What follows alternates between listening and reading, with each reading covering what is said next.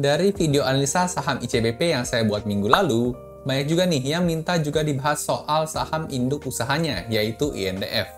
Ada yang bilang INDF saat ini lebih menarik, atau bahkan ada yang bilang juga lebih undervalue nih dibandingkan saham ICBP, hingga punya potensi gain yang lebih tinggi. Tapi apakah benar begitu? Nah, karena penasaran, saya coba bandingkan nih kinerja dan valuasi antara saham INDF dengan ICBP di update kuartal 3 tahun 2023 ini. Penasaran hasilnya seperti apa? Yuk tonton video terus sampai selesai.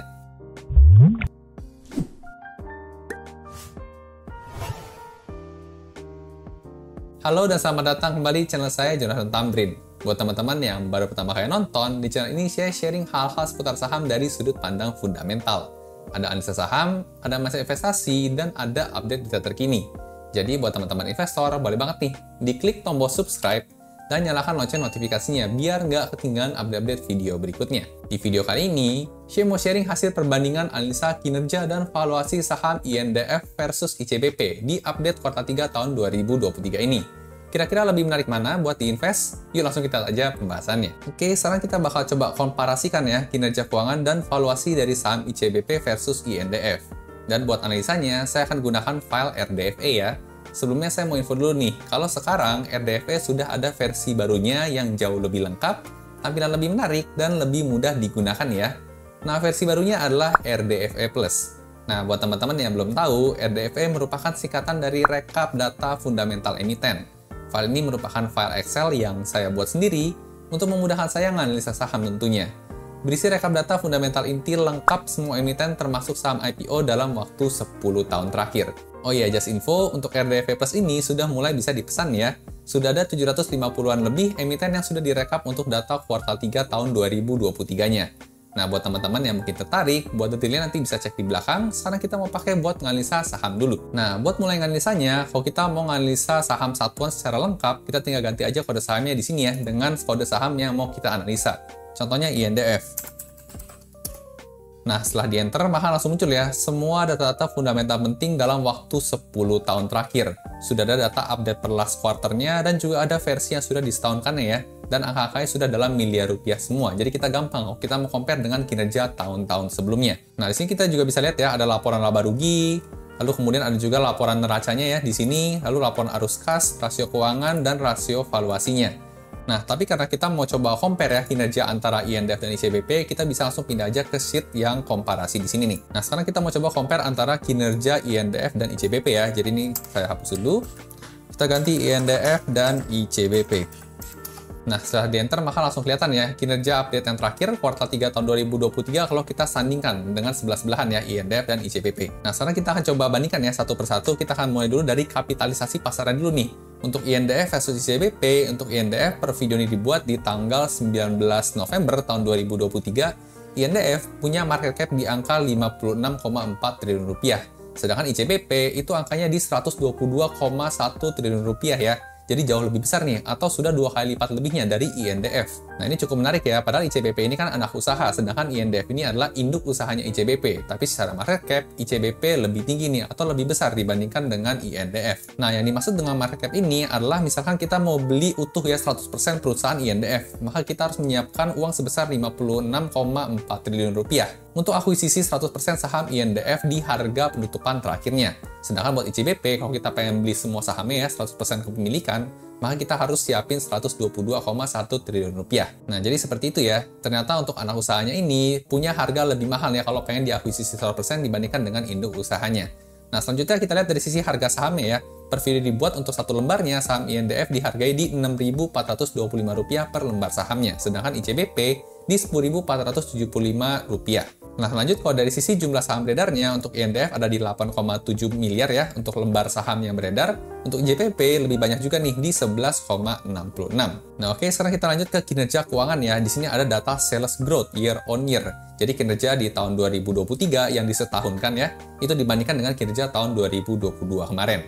Nah, untuk INDF ternyata ada growth nih sebesar 0,9% dari sisi sales atau revenue-nya. Sedangkan ICBP ternyata lebih kenceng nih, yaitu naik sebesar 5,6% dibandingkan dengan tahun sebelumnya. Nah, di sini kita bisa lihat dengan jelas ya, untuk INDF dan ICBP ternyata untuk sales growth-nya dimenangkan oleh ICBP dengan jarak yang lumayan jauh ya, 5 kali lipatnya lebih nih dibandingkan dengan INDF. Nah, lanjut ya, poin penting lainnya yaitu terkait dengan net profit growth-nya. Kalau yang tadi adalah sales ya atau revenue growth, sekarang kita lihat dari sisi net profit growth-nya dibandingkan dengan tahun sebelumnya. INDF mengalami peningkatan sebesar 48,5%, jadi cukup oke ya dan bagus juga. Tapi ternyata kalau kita lihat ya, untuk ICBP di tahun 2023 yang disetahunkan ini punya kenaikan sebesar 105,2% nih, atau 2 kali lipat lebih tinggi ya dibandingkan dengan INDF juga dari sisi net profit-nya. Jadi baik dari sales maupun net profit, growth-nya itu masih dimenangkan ICBP nih dibandingkan dengan INDF dari kinerja keuangannya. Nah, lanjut ke poin selanjutnya ada gross profit margin ya. Gross profit margin INDF ada di angka 31,2%, sedangkan untuk ICBP lebih tinggi nih di 36,3%. Sedangkan kalau kita lihat dari net profit marginnya, INDF ada di 8,4, sedangkan ICBP di 13,8. Nah, jadi kalau sampai sejauh ini kalau kita lihat kinerja ICBP secara keuangan memang lebih baik ya dibandingkan dengan INDF di update kuartal 3 tahun 2023 ini. Lanjut kita lihat juga dari sisi rasio ROE ya, atau return on equity untuk INDF di angka 16,2%, sedangkan ICBP di angka 23% nih, jadi lebih tinggi juga dibandingkan dengan INDF. Nah, sampai rasio ROE ini masih lebih baik ICBP ya dibanding INDF. Lanjut ke rasio debt to equity ratio atau rasio hutang terhadap modalnya. Untuk INDF ada di angka 1,53, sedangkan ICBP ada di 1,39. Nah, untuk rasio DER ini semakin kecil semakin baik. Jadi untuk ICBP masih lebih better ya dibandingkan dengan INDF dari segi rasio hutang terhadap modalnya. Jadi masih menang ICBP juga di sini. Nah, sekilas dari tadi kita ngomongin kinerja keuangan selalu dimenangkan oleh ICBP. Sekarang kita lihat dari sisi rasio valuasi ya, dua rasio ini. Yang pertama adalah rasio valuasi PBV atau price to book value.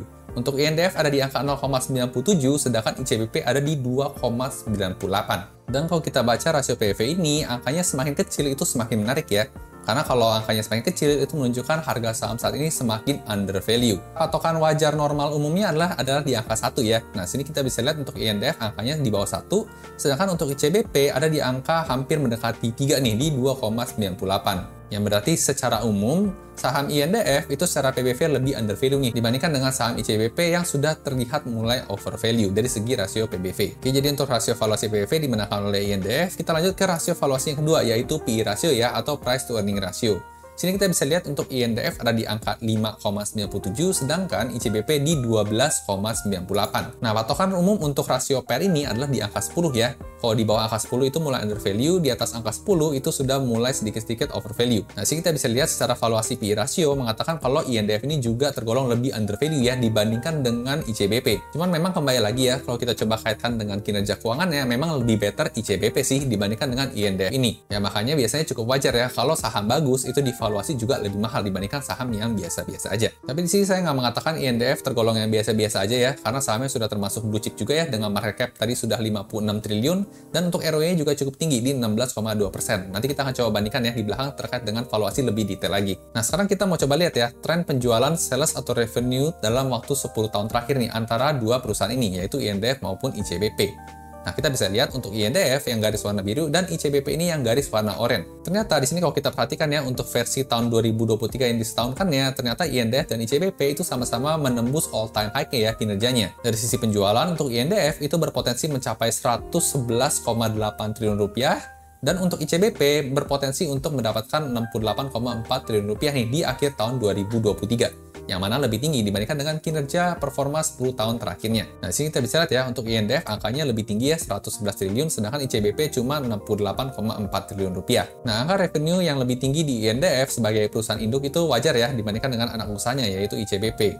Karena untuk INDF itu kan mengholding nggak cuma di ICBP juga, tapi juga perusahaan-perusahaan lainnya. Jadi sangat wajar ketika sales atau penjualan dikonsolidasikan dari semua anak usahanya itu punya revenue lebih tinggi dibandingkan dengan anak usaha itu sendiri. Oke, dari sisi penjualan sama-sama bagus ya, sama-sama nyentuh all-time high nih buat INDF maupun ICBP. Meskipun memang kalau secara growth ya, kalau kita bandingkan tadi, kita udah lihat di atas, kalau secara growth-nya, salesnya lebih tinggi ICBP nih, yang mencapai 5,6% dibandingkan dengan tahun sebelumnya. Nah, lanjut kita lihat tren yang lebih menarik ya, yaitu terkait dengan laba bersih atau net profit perusahaan. Nah, sini kita bisa lihat ternyata saling susul-menyusul nih untuk INDF versus ICBP-nya. Nah, ini cukup menarik ya, sebagai perusahaan induk dibandingkan dengan perusahaan anak, di tahun 2023 terakhir jika disetahunkan punya kinerja yang laba bersih yang hampir setara nih, yaitu di 9,4 triliunan ya, potensi di akhir tahun 2023-nya. Nah, dari grafik ini bisa kita katakan ya, kalau INDF sebagai perusahaan holding punya anak emas nih atau anak kesayangan yaitu ICBP, yang bisa menghasilkan laba bersih cukup besar ya untuk menopang laba bersih dari induk usahanya itu sendiri. Itu di sini ya. Nah, jadi bagus banget. Tapi kalau saya disuruh milih ya antara INDF atau ICBP terkait dengan kinerja keuangannya, net profitnya, maka saya akan lebih tetap pilih ICBP ya, lebih baik dibandingkan dengan INDF. Kenapa? Karena ICBP ini kan anak usaha, tapi kinerja net profitnya itu bisa mengungguli atau menyaingi dari induk usahanya. Nah, jadi cukup menarik nih si ICBP ini. Nah, lanjut kita lihat atau perbandingkan dari margin laba kotornya ya. Yang warna oranye adalah ICBP, yang biru adalah INDF. Nah, ternyata dari sisi margin laba kotor itu dimenangkan oleh ICBP nih, dengan angka di 36%. Sedangkan kalau kita lihat untuk INDF ternyata punya gross profit margin lebih rendah nih, di 31%. Jadi sekali lagi di sini anak usaha lebih unggul dibandingkan dengan induk usahanya. Lanjut ke bagian net profit margin ya, kita bandingkan juga untuk ICBP versus INDF, ternyata dimenangkan oleh ICBP juga ya. Di tahun 2023 terakhir menyentuh all time high ya di 14%, sedangkan untuk INDF all time high juga tapi hanya 8% nih untuk net profit marginnya. Ya, jadi sekilas memang kalau dari segi kinerja keuangan kita bisa katakan no debat ya, untuk ICBP ini jauh lebih mengungguli si INDF induk usahanya. Nah, sini kita juga bisa lihat ya, dari segi ROE atau Return on Equity juga dimenangkan oleh ICBP ya, baik secara tren maupun dari angka yang terakhirnya di tahun 2023. ICBP mampu menyentuh angka 20-an% ya, 23%, sedangkan INDF hanya di 16% aja nih untuk ROE-nya. Nah, sekarang kita coba lanjut ya, bandingkan terkait dengan rasio hutang terhadap modal tapi secara tren selama 10 tahun terakhir. Nah, di sini ada peningkatan cukup signifikan ya, di tahun 2020 tiba-tiba melonjak. Ini tentunya dikarenakan adanya corporate action ya terkait dengan akuisisi Pine Hill oleh ICBP. Nah, karena tingkat hutangnya ICBP naik, otomatis induk usahanya yaitu INDF ketika dikonsolidasikan, tingkat hutangnya juga ikutan naik. Nah, tapi di sini kalau kita perhatikan ya, meskipun sama-sama naik, tapi yang oranye ini ICBP selalu angkanya di bawah si yang warna biru nih. Yang berarti angka rasio hutangnya itu lebih better dibandingkan dengan INDF. Angka terakhir INDF di 1,53, sedangkan ICBP di 1,39. Lebih sehat secara neraca ICBP dibandingkan INDF di sini. Nah, oke, kita lanjut lagi ya. Kita coba bandingkan dengan rasio valuasinya nih sekarang. Nah, untuk price to book value, tadi kita udah lihat angka terakhirnya, sekarang kita akan coba lihat secara trennya.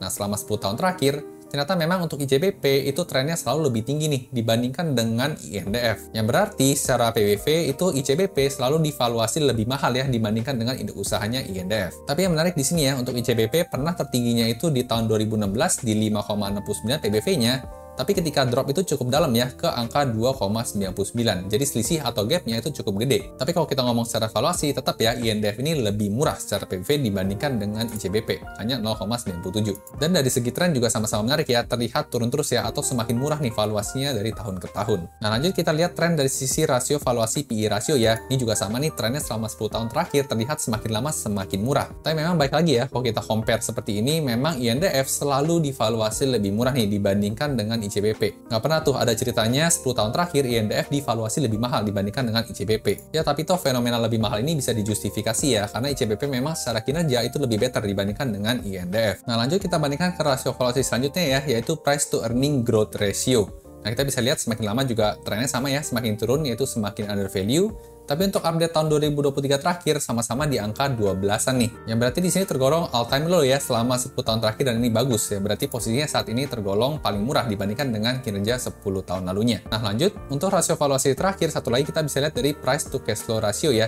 Nah, sini trennya juga kurang lebih mirip ya, karena memang INDF ini sama ICBP kurang lebih pergerakannya sama. Dan lagi-lagi dari sisi valuasi, INDF selalu divaluasi lebih murah dibandingkan dengan ICBP. Sini kita bisa lihat untuk 2023 last quarternya INDF hanya di angka 7,27, sedangkan ICBP lebih mahal ya di 18,41. Nah, oke, dengan perbandingan cepat ini kita bisa langsung tahu ya kalau memang secara kinerja INDF itu memang selalu kalah trennya dibandingkan dengan ICBP. Tapi secara valuasi memang selalu divaluasi lebih murah juga dibandingkan dengan ICBP. Nah, kalau di video minggu lalu kita udah coba lihat ya seberapa undervalue ICBP saat ini menurut versi perhitungan saya dan target harga jualnya. Sekarang kita akan coba compare juga ya bagaimana dengan INDF ini. Jika memang tergolong undervalue juga, seberapa sih sebenarnya untuk target harga jual INDF ini ya kalau menurut versi perhitungan saya. Nah, buat lihat perhitungan target harga jual, kita balik dulu ya ke grafik historis, kita akan lihat satuannya ya untuk INDF.